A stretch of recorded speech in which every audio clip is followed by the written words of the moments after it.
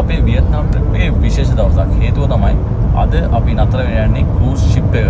ඊට කලින් ඇත්තටම ෂිප් එක නතර වෙලා නැහැ. ඉතින් මේ එක්ස්පීරියන්ස් එක ගන්න තමයි අද අපි යන්නේ. මේ අපේ ඩ්‍රයිවර් එයා දැන් අපි එක්කන් යන ගමන් ඉන්නේ. අඩෝ මෙන්න වියට්නාම් වල කැලණි පාලම.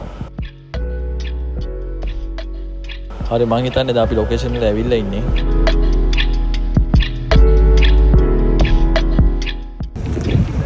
ඔන්න දැන් අපි ලොකේෂන් එකට ඇවිල්ලා තියෙන්නේ. මෙතන ක්‍රූස් ෂිප් ගොඩාක් තියෙනවා. අපේ ගයිඩ් කිව්වා මෙතනම ඉන්න අපේ ෂිප් එක දැන් එයි කියලා බලමු. මොන ෂිප් එක අපිට දෙයිද කියලා නම් ෂුවර් නෑ. හැබැයි මේක නම් සුපිරියක්. ස්ලයිඩ් වෙලා කෙලින්ම මුහුදට පන්න සීන් එකක් තියෙන්නේ. ඔන්න ලයිෆ් ජැකට් ටිකක් දාලා අපි දැන් එක යනවා. එයාලගේ ක්‍රූස් ෂිප් එකට අපි මේ දැන් එයාලගේ බෝට් එක යන ගමන් ඉන්නේ.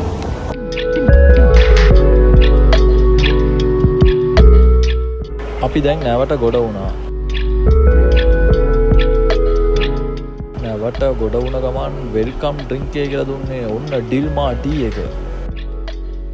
අපිට කොහෙද වාඩි වෙන්න තියෙන්නේ? අන්න ලංකාවේ කොඩිය ගහලා තියෙනවා. ඒ කියන්නේ අපේ දෙන්නගේ ප්ලේස් එක අන්න අර ටේබල් එක. අපිට දැන් අපේ රූම් කී එක දුන්නා. බලමු 209 වෙනි රූම් එක අපේ.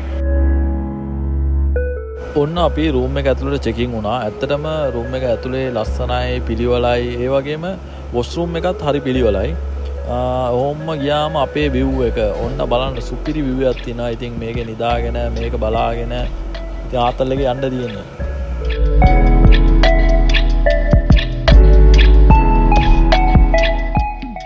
ඔන්න ලන්ච් ගන්න ආවා. අපේ මෙනු එකේ තියෙනවා වෙල්ලෝ ප්‍රීමියම් සූප් එක තියෙනවා. සූදැල්ලෝ චිකන් ෆ්‍රෙන්ච් ෆ්‍රයිස් මේ හැම එකම බෙදන්න ආවා. කාලා වුණා. ඇත්තට බෙල්ලෝ නම් කාලා නැහැ මීට කලින්. ඔන්න අපි දැන් මේ අයිලන්ඩ් එකට යන්නේ බෝට් එකට ගොඩ වෙලා ඉන්න අපේ බලමු.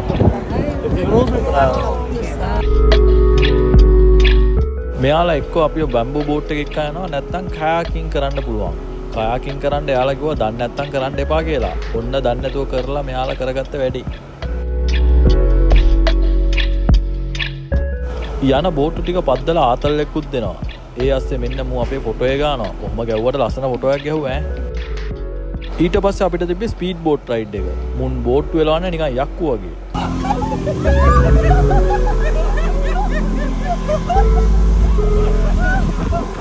ඊළඟට අපි බලන්න ගියා කොං අයිලන්ඩ් එක. කොං අයිලන්ඩ් කියන්නේ මේ ගල් පර්වතයේ නිකන් තියෙන්නේ කිං කොං කෙනෙක්ගේ මූණක් වගේ. ඉතින් මෙයාලා මේක හඳුන්වන්නේ කොං අයිලන්ඩ් කියලා. ඒ වගේම කාතරත් ප්‍රසිද්ධ කිං කොං චිත්‍රපට මාලාව රූපද කරලා තින්නෙත් මෙන්න මේ අයිලන්ඩ් එකේ.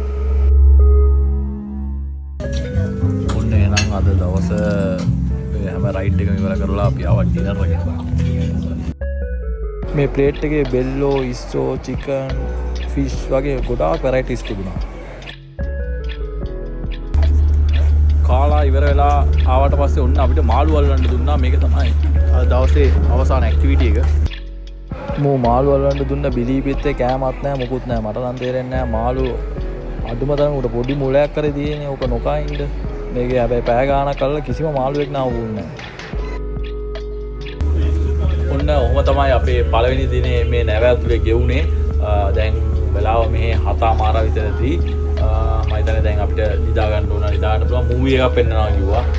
ඕන්න ඒක බලන්න පුළුවන්. ඔන්න ඕක තමයි පළවෙනි දවසේ. බලමු දෙවෙනි දවසේ මොකද වෙන්නේ කියලා. Thank you.